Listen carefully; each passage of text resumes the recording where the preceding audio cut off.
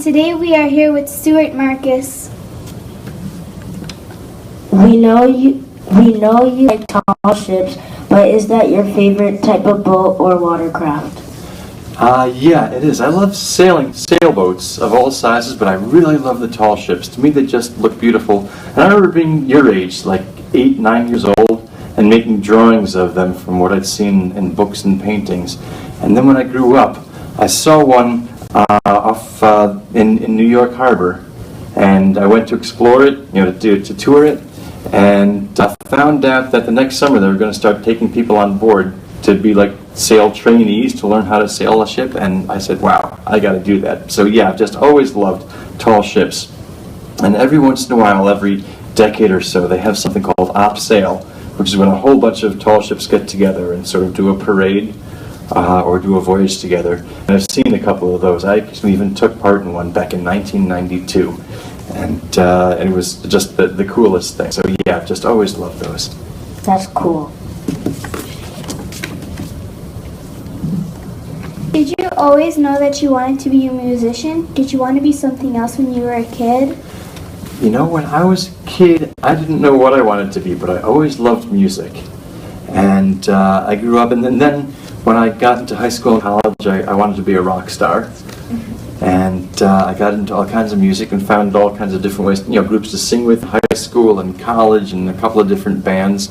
And then eventually I figured out, okay, you don't necessarily have to be a rock star to make a living at it, so I found other ways to do it and found different types of music to play in different situations. So yeah, I guess it was my dream going back to when I was in high school and college to be a musician. And it took a while to figure out how to do it, how to make a living at it, but I did. And I'm glad I can, because it's my favorite thing to do. How do you come up with ideas for your songs? It varies. Usually something kind of like comes out of the blue and kind of lands on my head. A phrase or an idea all of a sudden will just kind of dawn on me. And if I'm in a place or at a time where I actually have time to start writing things down, I'll start writing down ideas. But really that just kind of popped in. It doesn't often happen that somebody says, here, write a song with this name, or write a song about this. But something will just kind of get into my head and rattle around a little bit, and then I think, okay, there's a song in that, so I'll start writing. I do that sometimes. Oh, that's good, that's great. You have been compared to James Taylor, and it is said that your music is influenced by artists such as Simon and Garfunkel, The Beatles, Crosby, Stills and Nash, Jackson Browne, Billy Joel. If you could play with any of these artists, whom would you choose to play music with and why? All of them. I would be so happy to play with any of them. They're all really, really good songwriters and really, really good musicians. And I would be absolutely proud to play on a stage with any of them.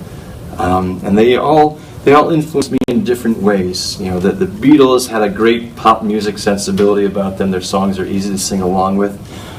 Billy Joel is a fantastic songwriter and a real, thoughtful rock and roller. James Taylor is a brilliant guitar player, and he writes very thoughtful songs also. Jackson Browne has sort of like a country music tinge to his songwriting. And if any of them said, hey, you want to be in my band or do a show with me, I'd be so there. Okay. Newsday has called you a fixture on Long Island. How does it feel to be famous? You know what? It's kind of nice if I'm in a restaurant somewhere or at a street fair, walking around, and someone comes over and recognizes me and say, hey, I've seen you play, or I know your band. It's a really neat feeling. But I'm not so famous that I've got people waiting outside my door or stalking me or anything like that. So I kind of got a good compromise. I'm sort of famous. It's nice to be recognized and certainly nice to be appreciated. And I love it when people say that they like my music. And sometimes a young person who's just barely grown up will come to me and say, I saw you play when I was young, and it made me want to play music, and I do that now, and that makes me feel really good. Or if some people like you, hear a program that I've done, and you'd come and say, yeah, I got interested in folk music and old songs because I saw you play, or I got interested in history because I saw it in programs. That makes me feel really good too. So I'm not sure I'm really famous, but it's kind of nice to be recognized when it happens. Your turn. How many interviews have you given on the course of your career? Oh boy, I don't know. I never kept count. I've done, interviews on the radio when my band has released albums, and I've done some interviews with newspapers and local papers. And boy, I really don't know. Probably 50 or 60, something like that. I don't know. I'd have to think about that, but somewhere probably around that neighborhood. That's a lot. Yeah, over the course of the years, it adds up. Are there any other musicians in your family? I'm the only professional musician, but everyone in my family is musical. My dad plays trumpet and sings. My mom studied piano the same time I did, actually. She took me for piano lessons and took them herself, so she got to know music, but she doesn't really play anymore. My sister and my brother. My sister plays some piano and some guitar and likes to sing. My brother played drums. I think he still does. And I've got some nieces and nephews now. I've got one niece who's in college, and another niece that's in high school, and two nephews in high school, and all of them are musical. A niece that's in college sings with a group at Binghamton University, and my nieces in high school sing with high school singing groups and a cappella groups. I've got one nephew that plays trumpet now also. I'm not sure about my other nephew, so yeah, none of them are professional, although maybe the nieces and nephews might one day be. But everybody in my family is musical and love music. I have no musicians in my family, but I play flute and piano. That's great. Well, maybe you'll be the one that shows everybody else how. Why do you like the sea and sailing so much? It's kind of like, why do you like chocolate? Or why do you like ice cream? Or why do you like pizza? Just, you try it, you like it. I just know, when I was a boy and we'd go boating, I just couldn't wait to get there. We'd go to our friends' boats, go down to one of the lakes or something like that, because I grew up in Rochester. And one of the reasons that I decided to move to Long Island when I grew up was because the beaches were nearby and people had sailboats. To me, I just love, that's kind of my happy place. If I'm out on the water in a boat or on the beach, that's where I can relax. And I think of the vastness of the ocean, and I look out of the ocean and say, wow, if you go far enough across that, you'll get to Europe, And I think about all the fish and whales and creatures that live inside, under the water. I just always liked it, and I always wanted to be near it, so it just kind of made sense to me. I kind of think that, if you believe in past lives, I might have been a sailor in a past life, because when I sailed on the sailing ships those couple of times, it just felt so natural to me. It's like, yeah, of course, why wouldn't I be here? So it was kind of like that. Same thing with me. I like to go sailing and go fishing. Yeah, if you like doing it, it's great to be able to do it. Some people don't care so much about the beaches or the water, but they love being by the mountains.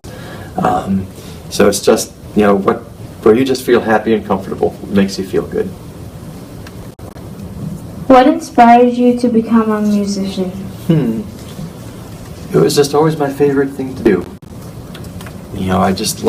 I loved singing when I was a kid. I remember mowing the lawn when I was growing up, and I'd be singing songs to myself. And then when I learned how to play the guitar, other kids thought it was really cool that I could play guitar, and so they'd come and hang out with me. And I realized, playing guitar and singing was a way to make friends. And then when I grew up, I was a little bit shy. I was always a little bit shy. But if I went to a party and I brought my guitar, someone would always say, "Hey, Stu, can you break out the guitar and sing some songs?" And then people would gather around and they'd want to be my friends. And it's like, oh, okay, this is cool. So I loved music. I loved, playing in band in elementary school and middle school and high school. It made me feel good. And then I said, wow, if I can figure out how to do this to make a living, wow, how cool is that? So that's how I did it. With anything that you want to do, if you find something that you just really love doing and then figure out how to make a career, a living at it, then boy, you just feel so blessed in life. That's amazing. Thank you, thank you. You might find you love music and can make a living at it, or you might find something else that you really like doing. And if you can figure out how to make money at it, or even if it's just your favorite hobby, you want to see when you have the chance to do it, you just feel good about life, you feel happy. Is that all the questions? Yeah. Or any more? Yes. Okay. Did any other questions come to mind, if you thought of any off of your head as we were talking? Anybody got any other ones? No. Okay. Thank you so much for coming. Thank you very much for having me. It's been a pleasure, and I'm looking forward to doing the classes this afternoon.